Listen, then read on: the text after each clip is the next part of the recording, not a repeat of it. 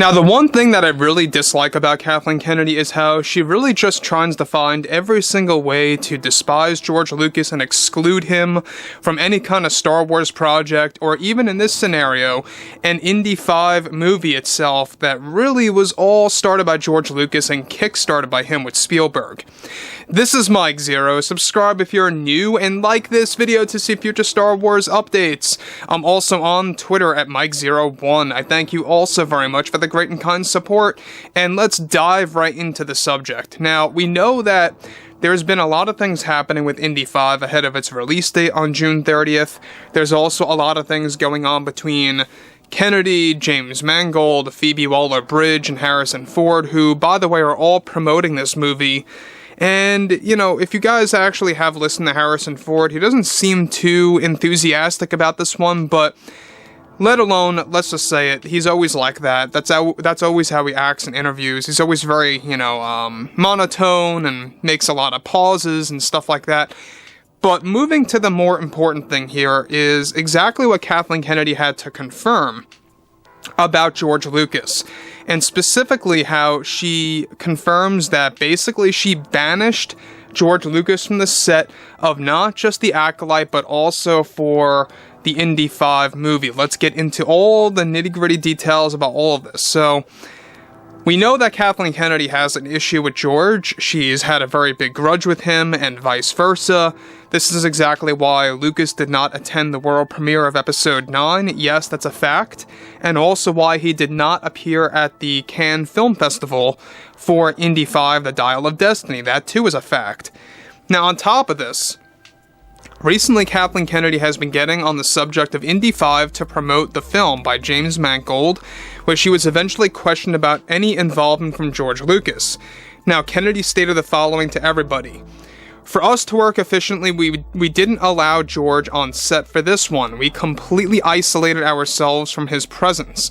We didn't feel it was necessary, and quite frankly, it would have only interfered with our new way of storytelling with this Indy film. Myself and Mangold agreed that it was best to keep Lucas off of the set and the production of this project. This way we wouldn't have any critiques that would change our vision on our workflow. Filmmaking takes a special kind of focus, and when you have a big figure like George come on set, it's like the entire cast and crew just shuts down in shock. We didn't want that type of situation with this film. We wanted James to shine with his creativity and his special way of telling a story in this epic adventure. That was our goal. We had to separate ourselves away from the burden of George and his philosophy of both Star Wars and Indy. We did this with this film, and we also did this with the Acolyte for Leslie Headland, to also set her goals on her own way of developing a powerful story that is going to, I believe, create a new wave of fans for both franchises." Now, let me stop here quick about what Kennedy states, alright, before we get to the next thing that she has to say. So she's saying basically that she did banish George Lucas from both Indy 5 and the sets oriented around that film, as well as for The Acolyte. The same exact thing goes as follows for Skeleton Crew. This is the big problem that I have with Kathleen Kennedy, and I have had to this day, is that she always finds a way to exclude George Lucas from the story, to exclude George Lucas from the set, and delete anything that he was involved in. It really is like dangling a carrot at times, because she agreed to do things that George Lucas suggested in these movies and in these shows, and then suddenly has a change of heart, just like that, and then deletes said footage or ideas. And it really is, like I said before, like dangling a carrot in front of George Lucas, like, hey, we're going to use this concept, and then no, we're not going to use this concept. I don't know why she has that kind of mindset or that attitude, but it really comes across as intentional.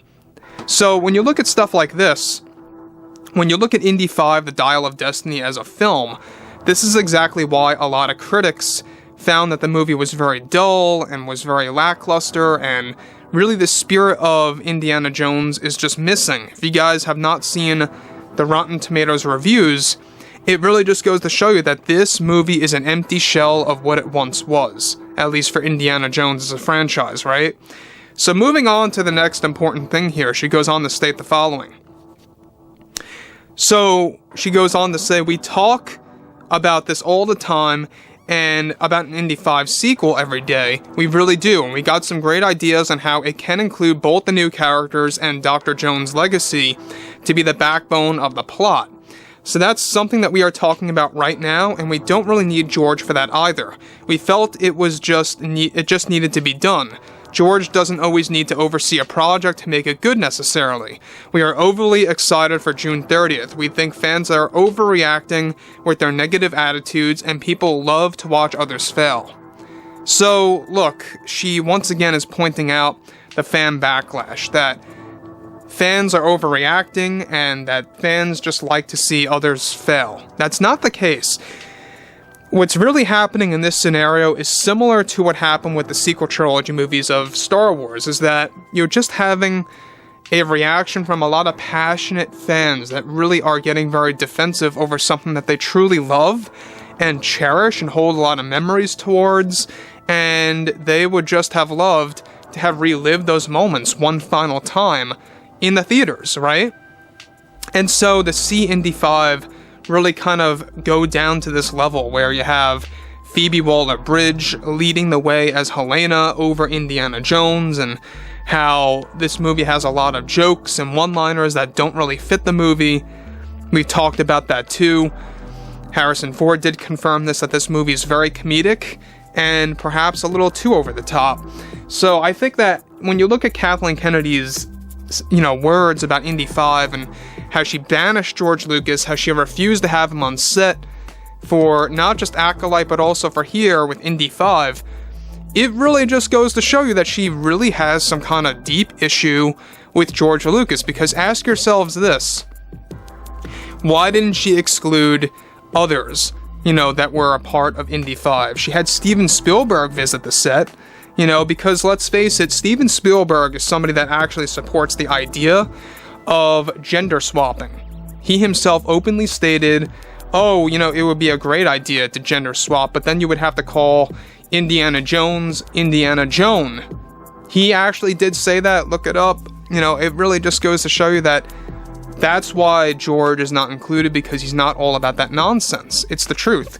So, guys, we have, couple more weeks to go, maybe not even, until this thing drops, and it's going to be interesting to see where this is going to head in the first 2 weeks of July, to see what the box office results are really going to look like, and what Kathleen Kennedy is going to have to say about that. I believe that she's going to pull the same nonsense that she did with The Rise of Skywalker, that it's just, fans gathering and refusing to subject to change and stuff like this, yada yada yada. So anyways, guys, I'm really intrigued to hear what you all have to say about this. I would love to hear you guys, chime in on the situation, what you think about George getting banished from the sets of Acolyte and Indy 5, and if you guys did enjoy this content for today, make sure to drop a thumbs up on this video to support the channel, and I will catch you guys next time.